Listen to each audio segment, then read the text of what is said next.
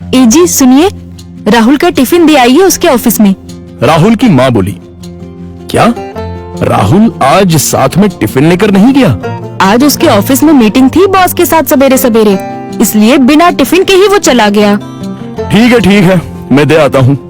राहुल के पिता तैयार होने के लिए कमरे में चले गए। एक दिन पहले, माँ, मेरे दोस्त के पिताजी भी टीचर थे। उन्होंने देखो कैसे आलीशान बंगला खरीदा है। नहीं तो मेरे पापा, हम आज भी इस किराए के मकान में रहते हैं। राहुल गुस्से से बोला।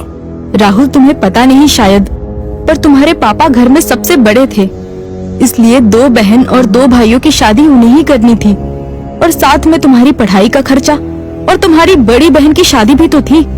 किसने किया ये सब? क्या फायदा इन सब का? उनके भाई बहन अब बंगले में रहते हैं। कभी उन्होंने सोचा है कि अपना भाई किराए के मकान में रहता है तो उसके लिए एक छोटा सा घर खरीद के दे दे?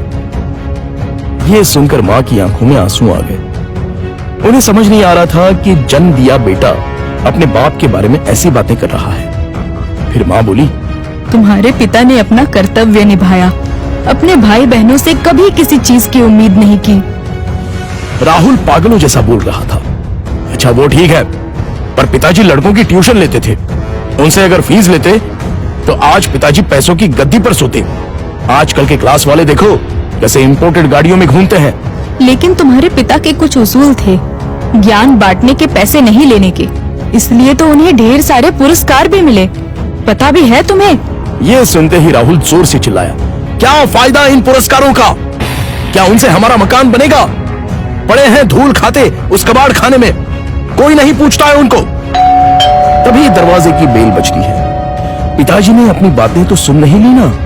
इस डर से राहुल का चेहरा उतर गया, लेकिन पिताजी किसी से बात किए बिना ही अपने कमरे में चले गए। ये था कल का झगड़ा, और आज मोहनलाल ने साइकिल को टिफिन लगाया और कड़ी धूप में राहुल के ऑफिस पहुंच गए। कड़ी धूप होने के कारण वो थक गए थे। ऑफिस पहुंचने पर उनको सिक्योरिटी गार्ड ने रोका। राहुल सर को टिफिन देना था, क्या मैं अंदर जा सकता हूं? मोहनलाल ने पूछा। अभी नहीं दे सकते, वो बॉस के साथ मीटिंग में है। जब मीटिंग खत्म होगी तब दे देना। चलो यहां से हटो, बॉस तुम्हें देखना नहीं चाहिए। अगर बॉस को दिख गए तो मेरी हालत खराब हो जाएगी। चलो जाओ उधर, गार्ड बोला। मोहनलाल कुछ ही दूरी पर धूप में खड़े रहे। मीटिंग 1 घंटे से ऊपर तक चली।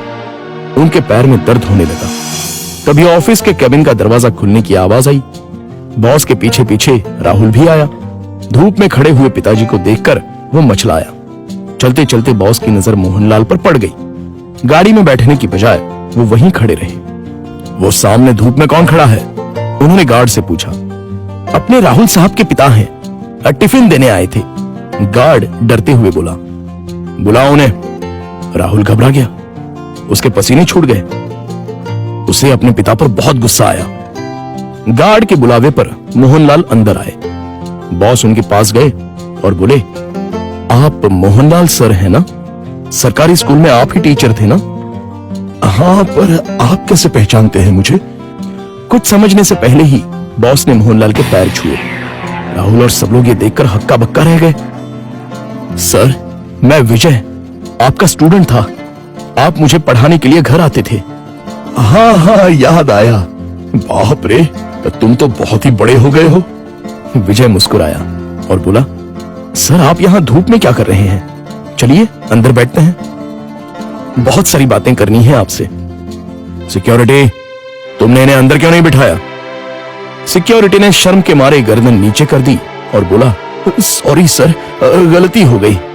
इस पर मोहनलाल बोले, इसमें इसकी कोई गलती नहीं है, आपको डिस्टर्ब ना हो इसलिए मैं ही बाहर खड़ा हुआ था। ओके। विजय ने मोहनलाल का हाथ थामा और उनको अपने केबिन ले गया। बैठिए सर, अपने कुर्सी की तरफ उंगली करते हुए विजय बोला।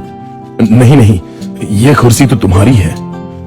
मोहनलाल हिचकिचाहट से बोले, सर आपकी वजह से ही तो ये कुर्सी मुझे मिली है, इसलिए इस पर सबसे पहले आपका हक बनता है। विजय ने जबरदस्ती मोहनलाल को अपनी कुर्सी पर बिठाया। शायद आपको पता नहीं, लेकिन अगर सर नहीं होते तो आज ये कंपनी नहीं होती और मैं अपने पिता के साथ उनकी दुकान में बैठा रहता। विजय ने अपने साथियों से कहा। राहुल और मैनेजर आश्चर्य से देखते ही रह गए। स्कूल के टाइम मैं एक एवरेज स्टूडेंट था, मुझे पढ़ाई में दिलचस्पी नहीं थी। मार्क्स कमा रहे थे, इसलिए मेरी माँ मुझे सर के पास उनके घर ले गई और ट्यूशन लेने के लिए कहा। पर सर के घर पर जगह नहीं थी, इसलिए वो हमारे घर आकर मुझे पढ़ाने लगे। लेकिन सर ने कभी फीस नहीं ली। सर के पढ़ाने के तरीके से फिर धीरे धीरे मुझे पढ़ाई में रुचि आने लगी और मैंने 10वीं में दूसरा नंबर लाया। ये देखकर तो मैं हवा में उड़ने लगा। My goodness! पर सर ने कभी आपसे फीस नहीं ली? मैनेजर ने पूछा। मैं मां के साथ मिठाई लेके सर के घर गया। मां ने 50,000 का चेक सर को दिया, लेकिन उन्होंने वो नहीं लिया। तब सर ने एक बात कही थी जो आज भी मुझे याद है। सर ने कहा था, मैंने कुछ नहीं किया, आपका बेटा ही होशियार था। मैंने सिर्फ उसे रास्ता दिखाया है और मैं ज्ञान बेचता नहीं हूं, दान करता हूं। फिर मैंने 12th करने के बाद MS किया और अमेरिका जाकर पढ़ाई की और वापस आने के बाद ये कंपनी स्टार्ट की। एक पत्थर को सर ने हीरा बना दिया। सर, आपको सच में दिल से प्रणाम। मोहनलाल की आंखों में आंसू आ गए। यह सच में कमाल की बात है। बाहर दुनिया में पढ़ाई का बाजार चल रहा है और इन्होंने बिना फीस लिए पढ़ाया। मान गए सर आपको। ऐसे लोग उसूल के पक्के होते हैं। इन्हें पैसों की और पुरस्कार की भी चाह नहीं थी। इन्हें तो बस अपने स्टूडेंट का भला हो, यही दिन रात सोचते थे। सही कहा सर आपने। ऐसे लोग तो दुनिया में बहुत ही कम होते हैं। सर, क्या आज आप उसी किराए के मकान में रह रहे हो? मोहनलाल की जगह राहुल ने ही जवाब दिया। हाँ सर, उसी किराए के मकान में रहते हैं। आज मैं अपने सर को गुरु दक्षिणा दूंगा। इस शहर में मेरे कुछ फ्लैट्स हैं, उसमें से एक फ्लैट मैं आपके नाम कर रहा हूं। विजय ने कहा। क्या? मोहनलाल और राहुल एक ही साथ बोले। इतनी बड़ी गुरु दक्षिणा मुझे नहीं चाहिए। मोहनलाल बोले, सर प्लीज ना मत कहिए। काम के चक्कर में मैं अपनी गुरु दक्षिणा देना भूल गया था। बहुत बहुत शुक्रिया सर। शुक्रिया मुझे नहीं, अपने पिता को कहो और मुझसे एक वादा करो कि तुम अपने पिता के अंतिम सांस तक उनके साथ रहोगे। हाँ सर, मैं वादा करता हूं। राहुल इमोशनल हो गया और उसकी आंखों से आंसू आ गए। तो दोस्तों, आपसे गुजारिश है कि कभी भी अपने पिता से यह मत पूछिए कि उन्होंने आपके लिए क्या किया और क्या कमाया है। जो कुछ कमाना है वो अपने दम पे कमाओ। उन्होंने हमें जो पढ़ाई और संस्कार दिए हैं वही आपको कमाने में मदद करेंगे। धन्यवाद।